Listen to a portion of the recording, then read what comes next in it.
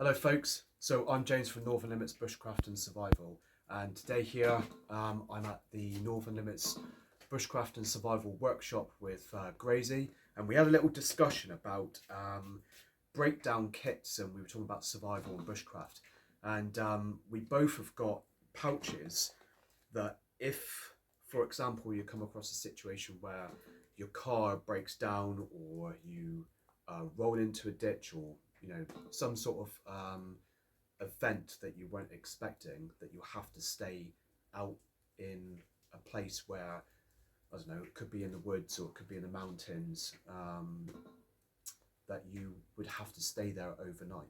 Now, we both carry pouches with some basic kit that will allow us to stay 24 hours overnight. Let's say, for example, if I was driving through the mountains and my car did break down and it's starting to get dark, I could live out of my car and live with the kit I've got in here quite happily, having all the 4 pillars of survival, which would be shelter, fire, water and food. Okay, but this is what's contained in here. So we'll go through this.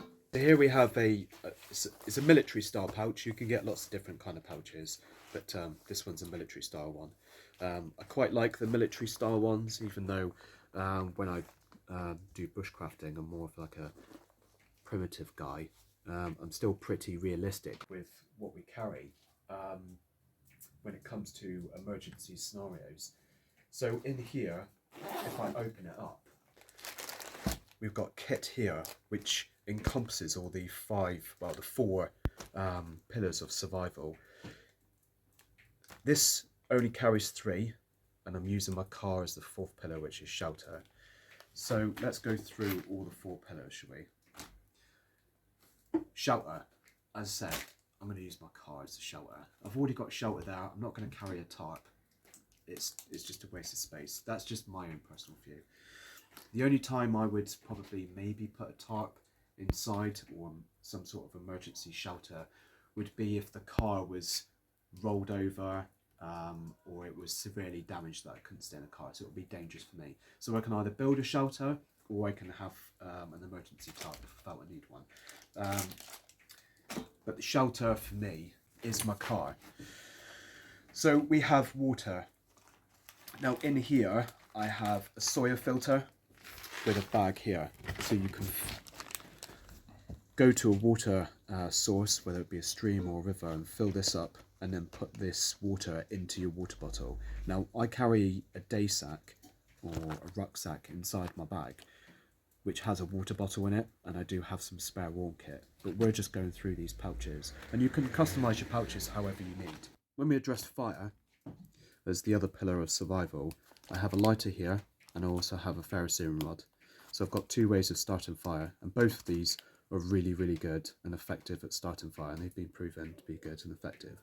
So even though friction fire is great and there are other forms like flint and steel is great, on the other side of the pouch, when addressing fire, I have these dragon fire blocks.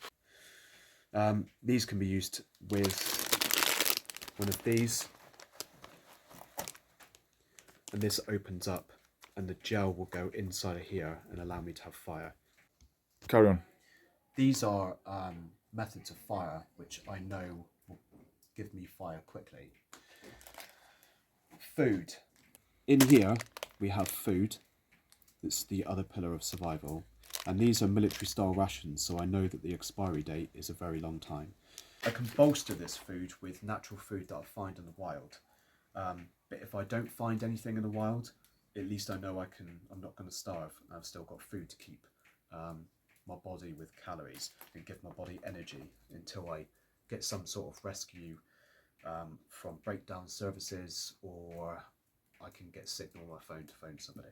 When addressing trauma, the more serious life-threatening injuries, here I have a combat application tourniquet to address catastrophic hemorrhaging and big bleeds. I also have an emergency care bandage for major lacerations, and I'll also have a blast bandage here for any wounds that I sustain to the abdominal area. Using this equipment, I picked up as a combat medical technician, and when I upgraded to a paramedic in the military. So I'm trained to use this kit. There are survival courses out there that you can train in first aid to allow you to effectively use this life-saving equipment. So one thing I would encourage is, before buying any of this equipment, get the appropriate training so you can use it effectively on yourself or others that may be with you in the car or in any sort of like situation, that you can treat them effectively. If it's at night time and I don't have a torch, I can still illuminate the area around my car. It allows me to be seen by rescue services, whether it be breakdown or somebody else that I've called, and it will allow me to give away my location.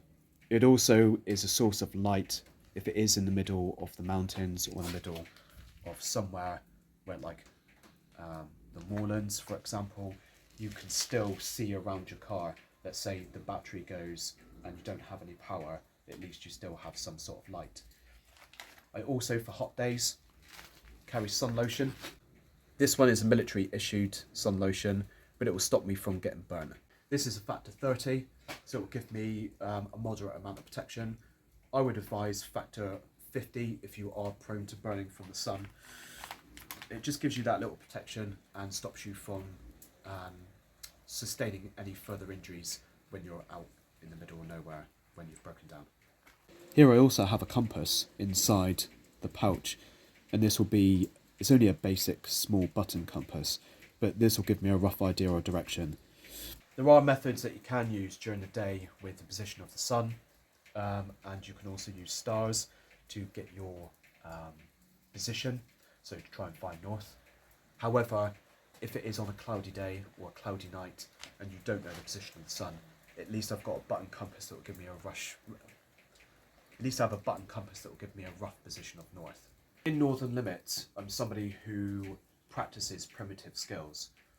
However, when it comes to a genuine emergency, I don't really want to rely solely on primitive skills, especially living in the modern age when I have a range of equipment that I can use.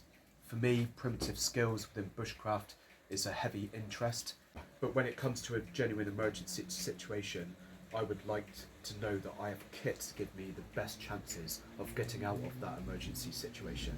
Now, if you like this type of thing and it appeals to you, we're doing a part 2 where Gracie will show you his kit, and it will give you an idea of what different people use, and then you can take that information and kind of create your own if this is something that you're looking for.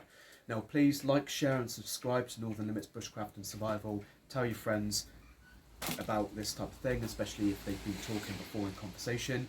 You can direct them and signpost them to us, and then they can watch the video and gain some more information. And that's what it's all about, is spreading information. So like, share, subscribe.